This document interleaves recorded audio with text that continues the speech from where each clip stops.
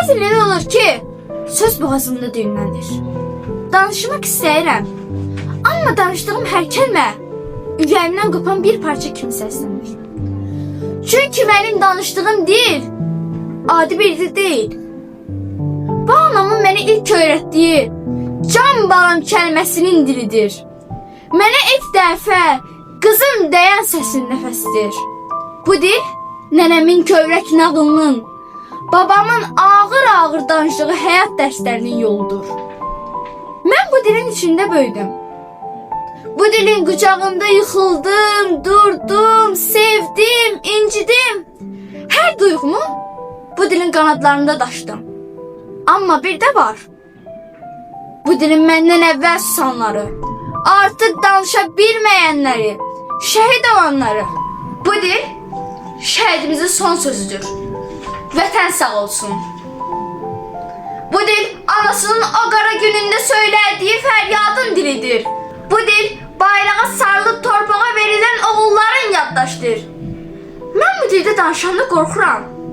Yanlış bir kəlmə ilə o insanların xatirəsini toxunmaqdan qorxuram. Bu dilə xəyanət etməkdən, onu korlamaqdan, təhrif etməkdən utanıram. Çünki bu dil bizim əlimizdəki ən müqəddəs mirasdır. Min illərin içindən süzülüb gələn bir nurdur. Vətən qədər əziz, bayraq qədər uca, ana qədər müqəddəsdir. Deyirlər hərənin öz imzası olur. Bəzisi şeir yazır, bəzisi şəkil çəkir. Bəs mənim imzam nədir? Mənim imzam ana dilimə olan sevgimdir. Düz danışmağımdır. Sözümü əyib büyümədən təmiz deməyimdir. Bu dilə sahib çıxmağımdır.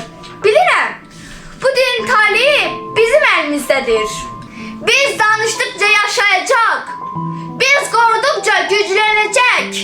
Biz dəyər verdikcə ucalacaq. Ona görə bugün buradan hamınıza səslənirəm. Gəlin dilimizə sahib çıxaq. Gəlin kəlmələrimizi korlamayaq, təhrif etməyək. Gəlin bu dili gələcək nəsillərə utanmadan ötürək. Və ən əsası, gəlin ana dilimizi danışanda şəhidlərimizin ruhuna layiq danışaq.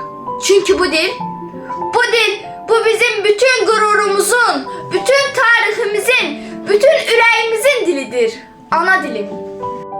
Sənə and olsun ki, səni qorumaq mənim ən böyük imzam olacaq.